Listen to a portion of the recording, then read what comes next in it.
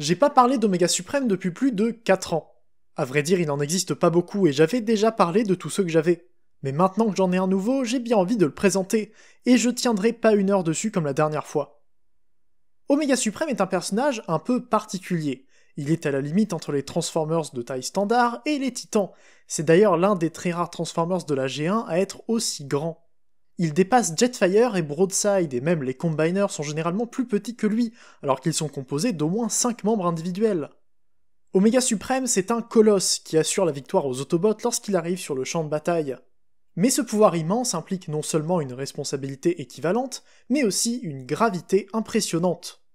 Oméga ne se perd pas en discours et en vanité, c'est un héros qui accomplit son devoir et qui ne discute pas. Et ça vient aussi de sa simple taille. Dans les comics Marvel, il diminue au fil des numéros pour devenir juste grand mais sans plus. Mais dans la plupart des autres univers, Oméga Suprême est bien plus grand que n'importe qui, sans pour autant être un titan et servir de vide aux cybertroniens. Et ça pose problème pour le personnage. Comment intégrer quelqu'un d'aussi démesuré quand personne d'autre n'est à son échelle ? Il ne peut parler à personne sans que l'autre soit dans un immeuble pour être à sa hauteur. Ça le rend symboliquement inaccessible pour des développements de personnages. Je vais peut-être trop loin, mais je trouve qu'Oméga Suprême est difficile à utiliser autrement que comme arme de dernier recours, en l'excusant quand on n'en a pas besoin, sous prétexte qu'il a un autre conflit à résoudre dans la galaxie. Bref, j'arrête là pour mon analyse de personnage. S'il y a un design particulier, c'est que son jouet n'avait rien à voir avec le reste de la gamme. Il y a qu'à voir son modèle d'animation pour voir qu'il ne ressemble pas à la plupart des autres Autobots. C'est parce que le jouet ne vient pas de chez Takara, mais de chez Toybox, qui n'ont rien à voir avec un autre reviewer Transformers que vous connaissez sans doute. Oméga Suprême est donc un tank motorisé qui tourne autour d'une base de lancement, prête à faire décoller une fusée. C'est un set parfaitement dans le style du début des années 80, ou en tout cas de l'idée que je m'en fais. Toute la base se décompose en une vingtaine de pièces pour se réassembler en un robot qui a plutôt l'allure d'un astronaute, et où le moteur du tank sert maintenant à le faire marcher. On est loin des robots transformables sans trop de pièces en plus comme le reste de la gamme. Oméga Suprême G1 est plus proche d'un set à construire dans l'un ou l'autre de ses modes. Ce qui veut dire qu'on ne se plaindra pas de la quantité de pièces à séparer sur cette version.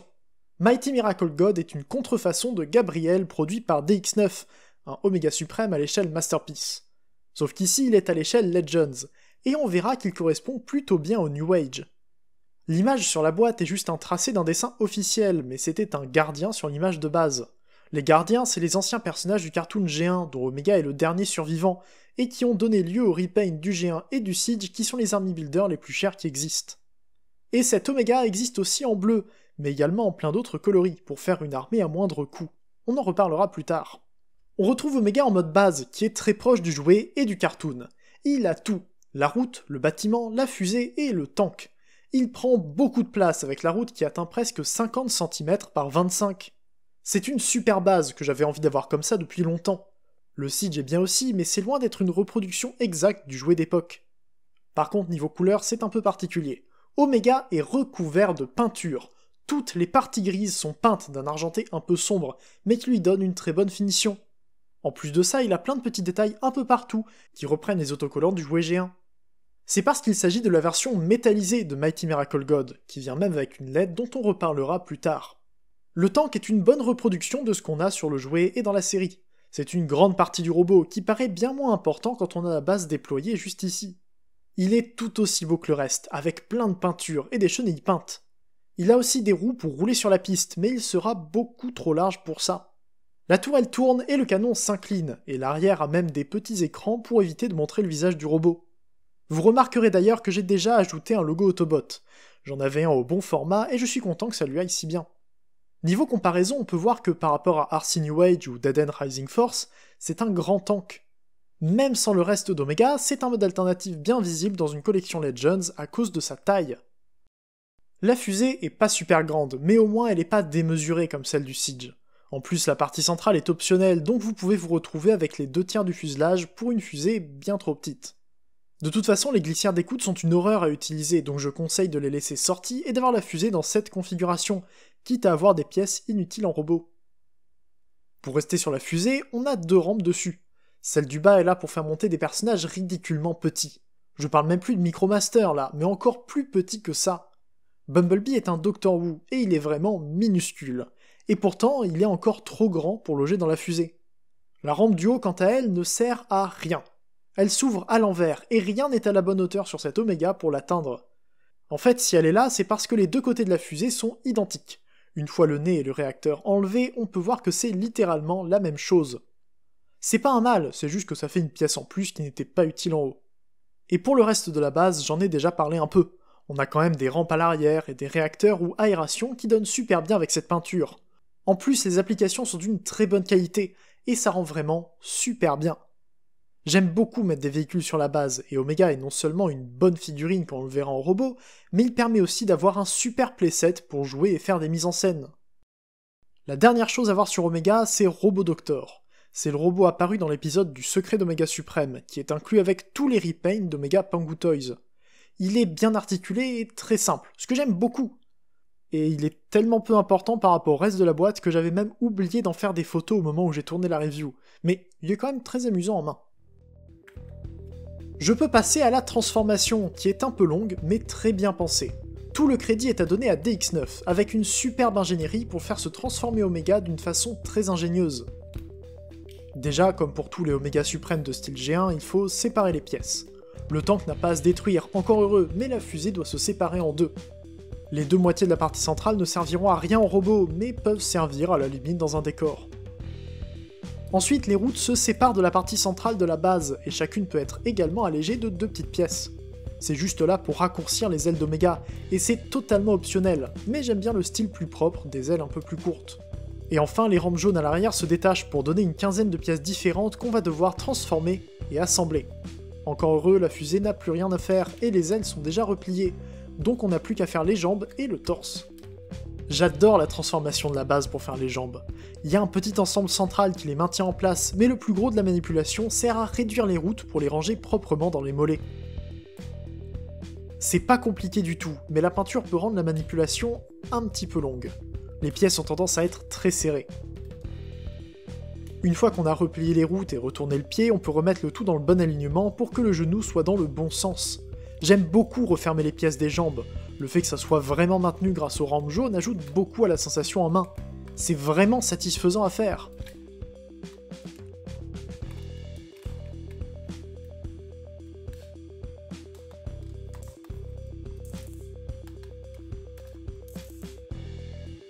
Plus qu'à transformer le tank. C'est pas trop compliqué, il suffit de replier l'avant et de mettre les roues et les chenilles là où il faut. Je trouve que c'est un peu plus imprécis que la transformation des jambes, mais pas parce que c'est pas bien fait. On peut pas vraiment se tromper de toute façon. C'est juste que le tank n'a pas vraiment de forme bien définie quand il est prêt à être mis dans le torse, et ça peut perdre un peu la première fois. La partie la plus difficile, c'est le retournement du visage, qui pourrait être fait sans ouvrir la vitre s'il y avait eu plus de place dans le casque. Mais ça frotte un peu trop à mon goût, et la visière va forcément sauter à un moment. L'assemblage final d'Omega est plutôt amusant et finit bien une transformation qui me plaît beaucoup. Tout tient bien en place, et les arceaux qui tiennent les épaules et sécurisent le torse permettent de finir parfaitement une construction un peu longue mais bien faite. DX9 a fait un super boulot, et Pangu Toys ne l'a pas détérioré. Et non seulement la transformation est sympa, mais le robot est magnifique. C'est clairement Omega Suprême, un robot avec des proportions si particulières dans Transformers. Sérieusement, je trouve qu'il a rien à voir avec les autres personnages de la G1, au moins pour ceux d'avant le film. Son style d'astronaute le rend différent des robots qui portent beaucoup plus de modes alternatifs reconnaissables sur eux. Avec cette peinture, Omega semble presque être fait en métal, et il faut dire qu'il est assez lourd. En tout cas, il est superbe à regarder, et j'avais peur qu'il soit pas dans le style de ma collection Legends actuelle, mais en fait il passe plutôt bien. Sa tête est jolie, même si on voit pas toujours son visage sous les reflets, mais ça ne l'empêche pas d'être bien fait. En plus, il vient avec une tête alternative qui change pas grand chose. Il crie juste dans son casque, ce qui est amusant mais pas très visible. Au moins, il suffit de tirer sur le visage pour les échanger, donc c'est pas non plus infaisable. Son torse est joli, avec un peu de plastique transparent pour donner de la texture. Mais à part ça, c'est juste des gros blocs qui donnent pas l'impression d'une transformation. Les détails et les écritures sont un bon point, même si je me demande pourquoi ils ont eu besoin de dire qu'il y avait un tank là-dedans. Au niveau des bras, ma seule remarque sera qu'ils sont trop lâches. D'un côté, c'est le coude, et de l'autre, c'est la rotation au biceps, ce qui fait qu'il a du mal à tenir des figurines trop lourdes. Même un seul Constructicon New Age, ce qui est pourtant pas très lourd, ça peut être compliqué pour certaines photos. J'ai aussi une remarque à faire par rapport à la ceinture. Les panneaux des côtés tapent facilement dans les cuisses, donc maintenant je les laisse toujours ouverts. C'est dommage parce que ça casse le design, mais je les ai abîmés trop facilement en bougeant les jambes sans tourner ces languettes de quelques millimètres vers l'extérieur. Je trouve ça vraiment dommage. Enfin, pour les jambes, il n'y a rien qu'on n'ait pas déjà vu. Il est stable grâce à des pieds assez grands et bien articulés, qui peuvent aller un peu vers l'extérieur en plus de l'intérieur. On peut aussi détacher la semelle pour le maintenir vers l'avant et le rendre encore plus stable dans une pose d'action. Et pour l'arrière, j'aime le détail des flèches jaunes qui viennent des pièces du jouet G1. C'est une très bonne idée, et ça habille un peu ce côté du robot. Le dos est aussi très propre, mais c'est normal. J'ai évoqué les articulations, et à vrai dire, il est très bien fourni. Pas autant que le New Age, qu'il dépasse de 2 ou 3 cm et qui a droit à beaucoup plus d'amplitude et de solidité partout. Mais il reste déjà très bon. Omega Supreme est une superbe figurine, aussi grande qu'un Combiner dans une collection Legends, ce qui avoisine les anciens Leader Class pour une plus grande complexité et une attention aux détails très différente. Et il a même de quoi être encore mieux.